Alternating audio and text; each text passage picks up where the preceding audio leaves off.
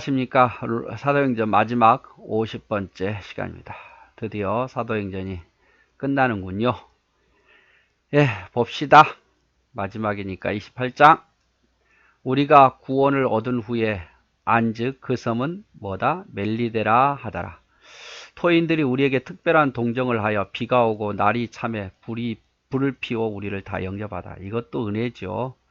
경계하지 아니하고 오히려 동정을 베풀어서 불도 피워주고 먹을 것도 갖다 주고, 바울이 한 문 나무를 거두어 불에 넣으니 뜨거움을 인하여 독사가 나와서 그 손을 물고 있는지라. 독사가 바울을 물었어요.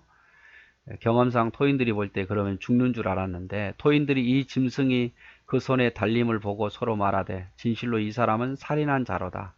바다에서 구원을 얻었으나 공의가 살지 못하게 하심이로다 하더니, 바울이 그 짐승을 뱀을요 불에 떨어버림에 조금도 상함이 없더라. 그가 붙든지 혹 갑자기 엎드려져 죽을 줄로 저희가 기다렸더니 오래 기다려도 그에게 아무 이상이 없었음을 보고 돌려 생각하여 말하되 신이라 하더라. 하나님 다 예비하잖아요. 하나님 바울을 쓰시려고. 자, 도착한 것이 어디입니까? 멜리데 섬입니다. 여기서부터 계속 14일 동안 방황하다가 요게 정착하는 거죠. 바울의 일행이 상륙한 것은 멜리데라는 섬이었다. 길이가 29km, 넓이가 13km, 아주 작은 섬이죠.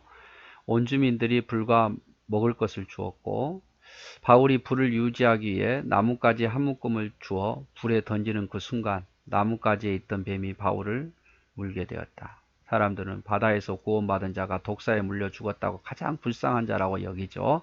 하지만 독사에게 물려서도 죽기는커녕 붙지도 않았다. 독사에게 물려 죽지도 않고 붙지도 않는다. 사람들은 바울을 신이라고 말하고, 하나님이 바울을 이렇게 높여주시고 앞으로 쓰시려고, 이 섬사람에게도 쓰시려고 이렇게 바울을 붙지도 않고 죽지도 않게 만드시는 거죠. 이 섬에서 제일 높은 사람 보블리오라 하는 이가 그 근처에 토지가 있는지라.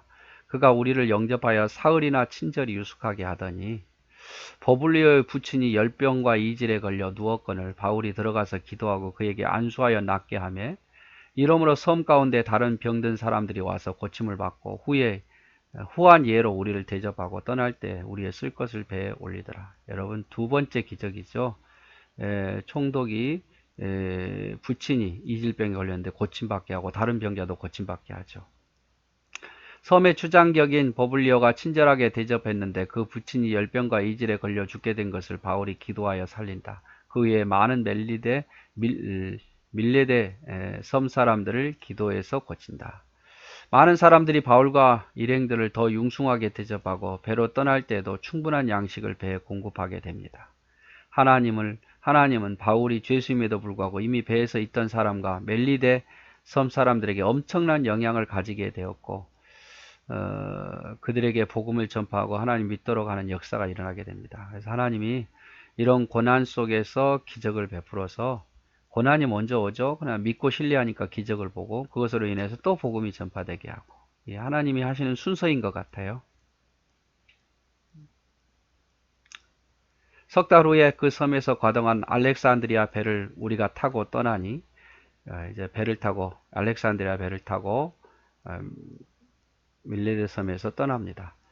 그 배 기호는 디오스고로라, 수라구라에 대고 사흘을 있다가 거기서 둘러가서 레기온에 이르러 하루를 지난 후 남풍이 일어나므로 이튿날 버블리오에 이르러 거기서 형제를 만나 저희의 청함을 받아 이레를 함께 유하다가 로마로 가니라. 자, 수라고라 레기온, 이렇게 해서 여기까지 배 타고 이제 육로로 로마로 가는 거죠.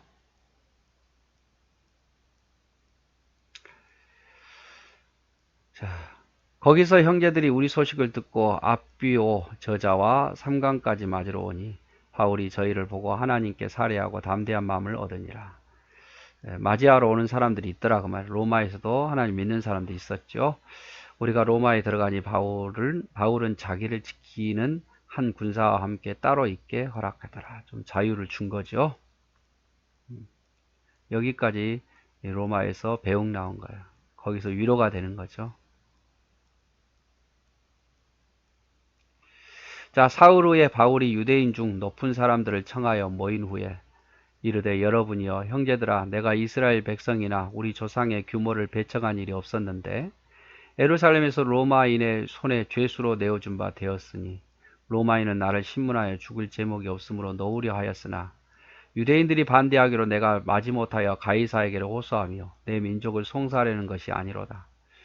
이러므로 너희를 보고 함께 이야기하려고 청하였노니 이스라엘의 소망을 인하여 내가 이 쇠사슬에 매인 바 되었노라.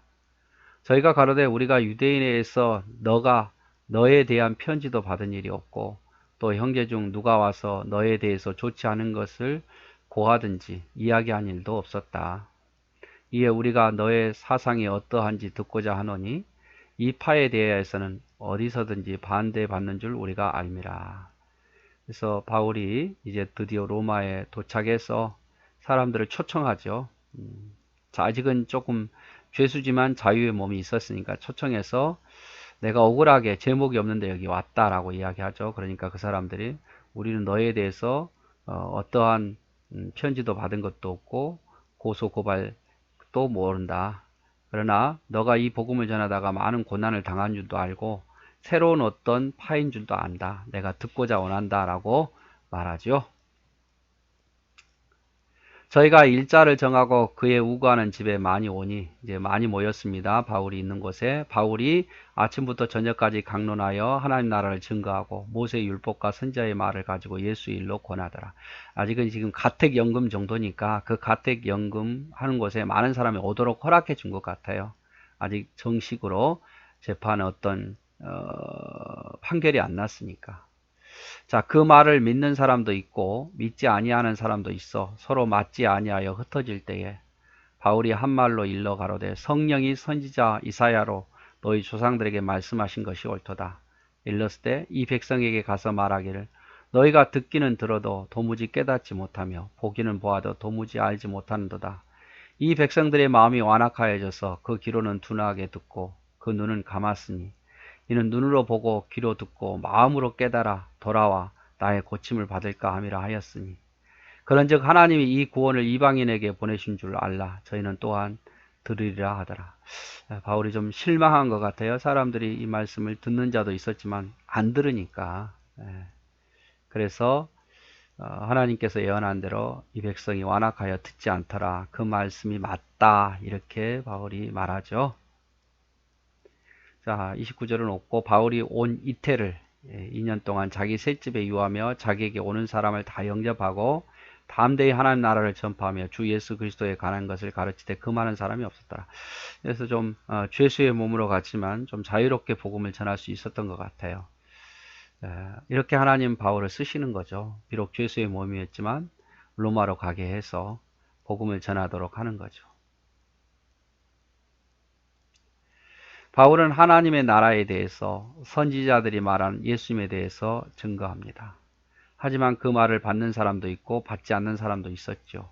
바울은 열정적으로 증거했지만 반응은 냉랭했습니다.